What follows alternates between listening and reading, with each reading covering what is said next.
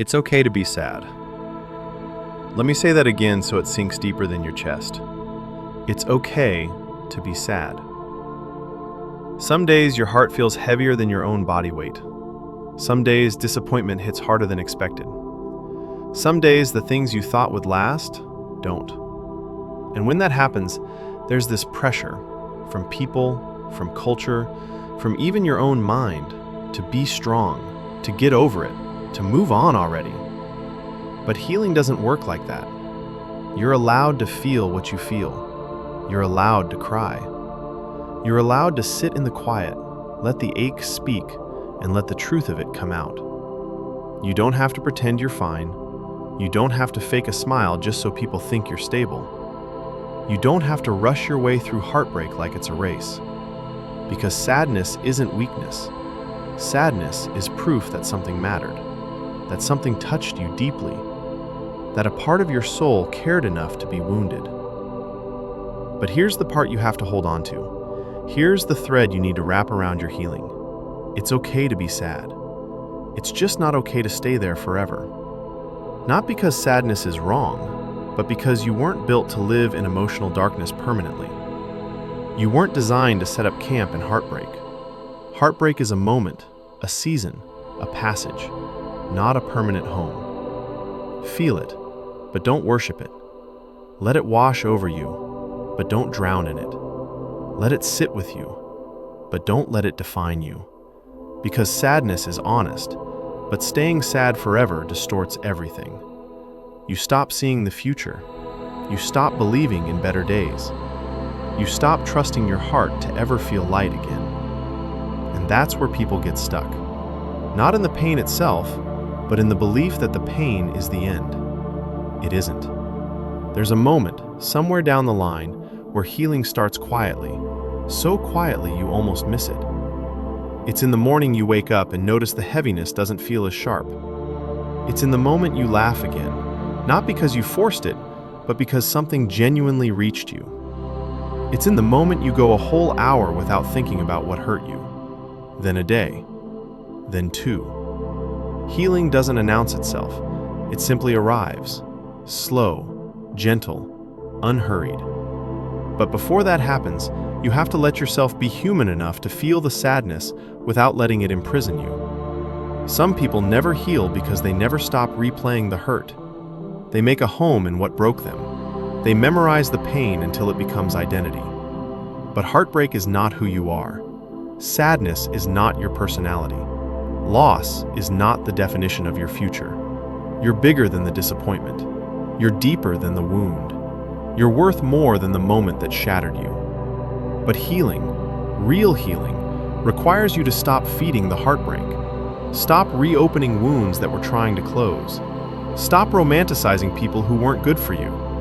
Stop revisiting memories that only make your chest sink. You can acknowledge the hurt without letting it control your whole life. Cry for a little. Rest for a little. Heal at your own honest pace. But don't turn temporary sadness into a lifestyle.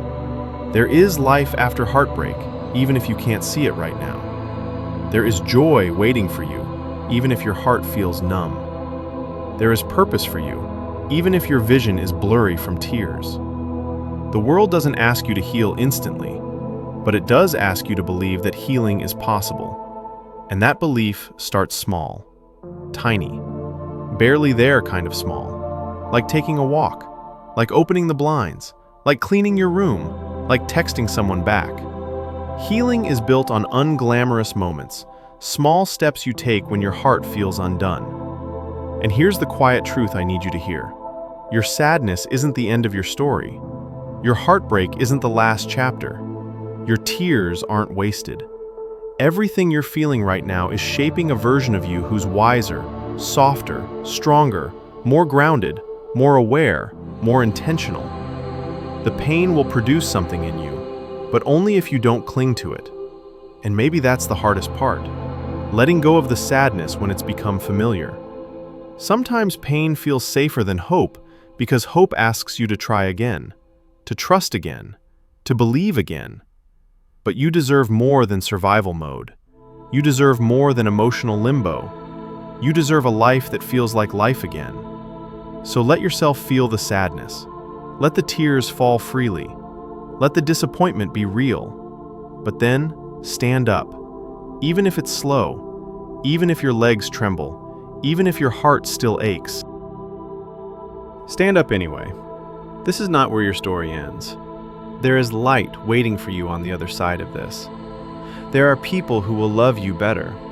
There are moments that will make you glad you held on. And when you get there, when you finally feel joy again, you'll look back at this moment not as the one that destroyed you, but as the one that rebuilt you. So yes, be sad. Be honest. Let the weight sit on your chest for a moment. But don't let sadness write the whole script. Don't let heartbreak convince you you're unlovable. Don't let pain tell you the world is done giving you good things. You're allowed to break. You're just not meant to stay broken.